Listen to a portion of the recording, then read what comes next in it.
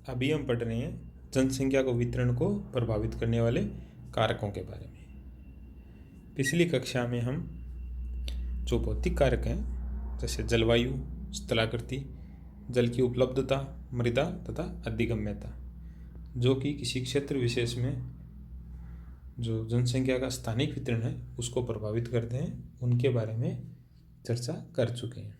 आज हम देखेंगे गैर भौतिक कारकों के बारे में। तो सबसे पहले देखते हैं आर्थिक कारक।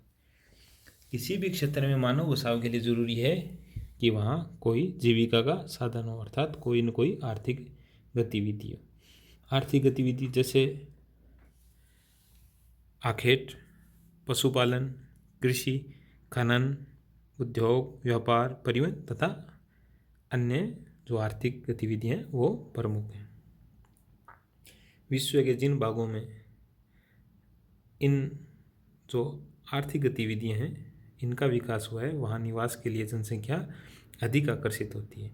जैसे कृषि प्रधान देशों के उन भागों में जहाँ उपजाऊ मिट्टी सहित अन्य भौगोलिक परिस्थितियाँ जैसे जल की उपलब्धता की कृषि के लिए उपयुक्त होती हैं, वहाँ मानव बसाव अधिक पाया जाता है। भारत के उत्तरी मैदान, चीन का मैदान तथा बांग्लादेश के डेल्टाई जो क्षेत्र है वहाँ अत्यधिक जनसंख्या संकेंद्रण का यह एक प्रमुख कारक है। इसके बारे में हम भौतिक कारकों के अंतर्गत चर्चा कर चुके हैं। अभी हम कृषि के अलावा जो अन्य आर्थिक गतिविधि हैं उनके बारे में पढ़ेंगे। तो सबसे पहले देखते हैं खनन। औद्योगिक क्रांति के पश्चात खनिज संसाधनों की उपलब्धता ने जनसंख्या वितरण को काफ़ी प्रभावित किया है। जैसे कि 19वीं सदी में जो अमेरिका के प्रमुख पेट्रोलियम, कोयला तथा अन्य जो खनन क्षेत्र थे उनके आसपास जनसंख्या घनत्व बहुत तेज़ी से बढ़ा। इसी प्रकार वर्तमान में जो पश्चिमी एशिया के जो शुष्क भाग हैं जो कि मानव बसावट के लिए वहाँ पर्यावरणीय दशाएं प्रतिकूल हैं, वहाँ भी पिछले कुछ दशकों में निरंतर जनसंख्या में वृद्धि हुई है। इसका प्रमुख कारण है वहाँ पेट्रोलियम के विशाल भंडार।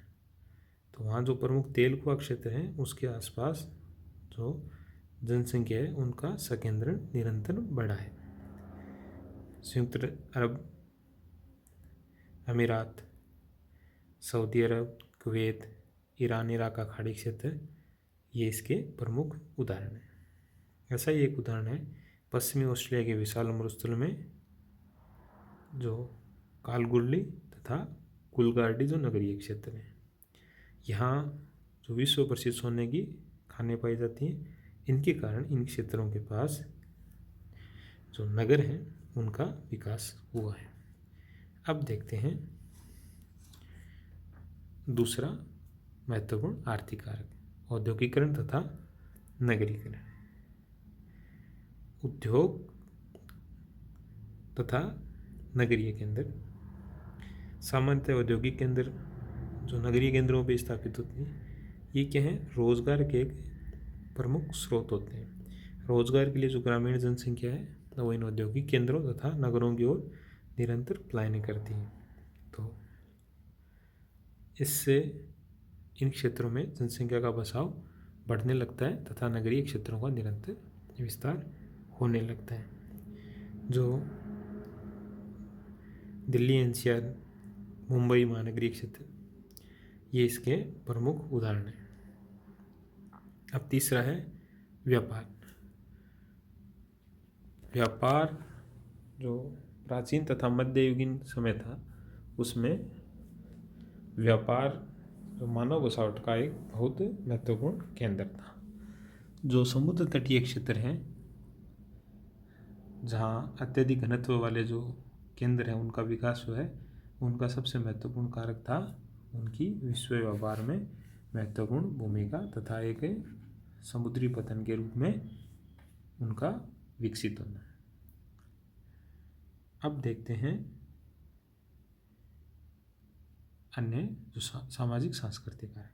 हाँ, इससे पहले आर्थिक कारक में ये जानना जरूरी है कि ये जो आर्थिक कारकों के बारे में चर्चा की इनका जो महत्व है वितरण में वो औद्योगिक क्रांति के पश्चात ही हुआ है। अगर औद्योगिक क्रांति से पूर्व देखें तो किसी क्षेत्र में प्राय जनसंख्या का मतलब समान रूप से वितरण मिलता था, या जो जनसंख्या है वो इवनली डिस्ट्रीब्यूटेड थी। लेकिन औद्योगिक क्रांति के पश्चात इन जो खनन, औद्योगिक तथा नगरीय केंद्रों का विकास हुआ, और तकनीक के साथ विकास के साथ जो महानगरीय क्षेत्र हैं, तकनीक तथा अन्य जो तृतीयक आर्थिक गतिविधियाँ हैं, जो सेवाएं हैं, उनके विस्तार के साथ जो महानगरीय क्षेत्र हैं इनमें निरंतर जनसंख्या बढ़ती गई और ये एक जनसंख्या केंद्र के रूप में उभरते गए। अब देखते हैं सामाजिक तथा सांस्कृतिक कारक। अगर सामाजिक कारकों में देखें तो कुछ ऐसे सांस्कृतिक महत्व के केंद्र होते हैं जो अधिक लोगों को आकर्षित करते हैं। जैसे भारत में प्राचीन समय में वाराणसी, मथुरा कुछ ऐसे केंद्र रहे हैं। वर्तमान में भी देखें तो जो जनसंख्या वितरण है उसके प्रतिरूप पे जो सांस्कृतिक कारक तथा जो सामाजिक संगठन है, रीति रिवाज, परंपरा, धार्मिक विश्वास और उनके जीवन मूल्य, उनका भी प्रभाव पड़ता है। जिन रूढ़िवादी समाजों में सामाजिक मान्यताएं तथा धार्मिक विश्वास जो परिवार नियोजन में बाधक होते हैं, वहाँ जनसंख्या की वृद्धि दर क्या होती है? अधिक होती है, और वहाँ जनसंख्या घनत्व निरंतर बढ़ता जाता है। इसके उदाहरण हैं जो विकासशील देश। तो वहाँ बढ़ती जनसंख्या में एक प्रमुख कारक सामाजिक और जो धार्मिक रीति रिवाज है, ये सामाजिक प्रथाएं। दूसरी ओर जो सामाजिक प्रथाएं और जो जीवन मूल्य हैं वो जनसंख्या के स्थानांतरण या फिर माइग्रेशन को भी नियंत्रित करते हैं।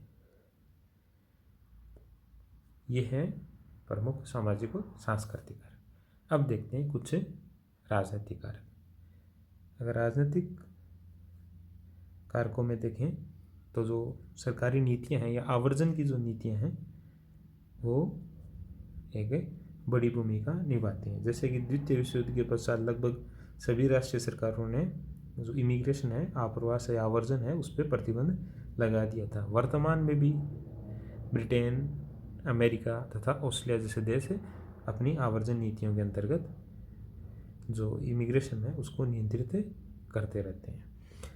दूसरा एक प्रमुख कारक है जो इनका राजनीतिक नीतियाँ हैं कि बसावट संबंधी जो राजनीतिक निर्णय है। जैसे कई बार सरकारों द्वारा विरल भागों में बसने में भीड़ वाले क्षेत्रों से जो जनसंख्या की जो आउट माइग्रेशन है उसको प्रोत्साहित किया जाता है, और कई बार अन्य जो सामरिक तथा राजनीतिक कारणों से ऐसा किया जाता है। इसका उदाहरण है तिब्बत में जो चीनी राष्ट्रीयता के लोग हैं उनका बसाव करना, और कुछ ऐसी नीति सोवियत संघ में जो साइबेरिया के जो आंतरिक भाग के क्षेत्र थे उनमें बसावट के लिए लोगों को प्रोत्साहित किया। तो ये कुछ सरकारी नीतियाँ हैं जो जनसंख्या की बसावट को प्रभावित करती हैं। इसके अलावा कुछ ऐसे कारण भी हैं जो स्ट्रेस्ड माइग्रेशन या जो दबावपूर्वक जो प्रवास होता है उनको प्रेरित करते हैं, जिसमें कि हैं जैसे युद्ध, राजनीतिक अशांति, निर्जातीय संघर्ष। जिसका उदाहरण हाल ही में देखें तो जो सीरिया है, वहाँ जो पॉलिटिकल अनरेस्ट है, राजनीतिक अशांति है, उसने जो सीरिया के एक बहुत बड़ी जनसंख्या के भाग को यूरोप तथा अन्य देशों में आउट माइग्रेट करने के लिए प्रेरित किया। और जैसे सेकेंड वर्ल्ड वॉर है जिसका बाद का उदाहरण देखें तो यहूदियों का जो यूरोपीय क्षेत्र से जो इजराइल का क्षेत्र है यहाँ जो पलायन था, तो ये सब क्या है जो प्रमुख राजनीतिक कारक जो जनसंख्या के वितरण को तथा प्रवास को प्रभावित करते हैं। अब एक जो प्रमुख कारक है वो है मानव अधिवास की आयु, अर्थात किसी क्षेत्र विशेष में जो मानव अधिवास है कितने लंबे समय से है।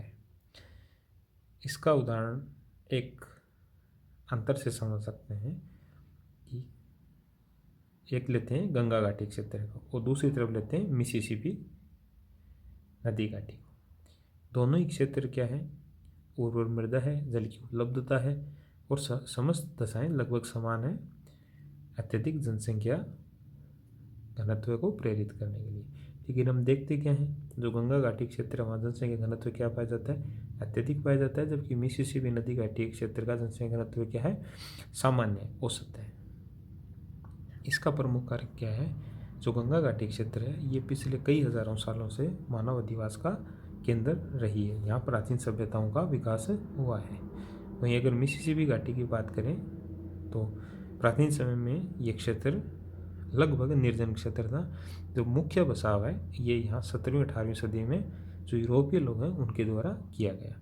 तो भले ही भौतिक और जो आर्थिक अन्य कारक समान हो, लेकिन किसी क्षेत्र विशेष में जनसंख्या के संकेंद्रण पे जो वहाँ का जो मानव बसावट है वो कितनी नई है या प्राचीन है उसको भी जानना जरूरी होता है। तो ये थे कुछ प्रमुख गैर भौतिक कारक जो कि किसी क्षेत्र विशेष में जो जनसंख्या है उसके स्थानिक वितरण को प्रभावित करते हैं या जो जनसंख्या के वितरण है उसको आकार देते हैं। धन्यवाद।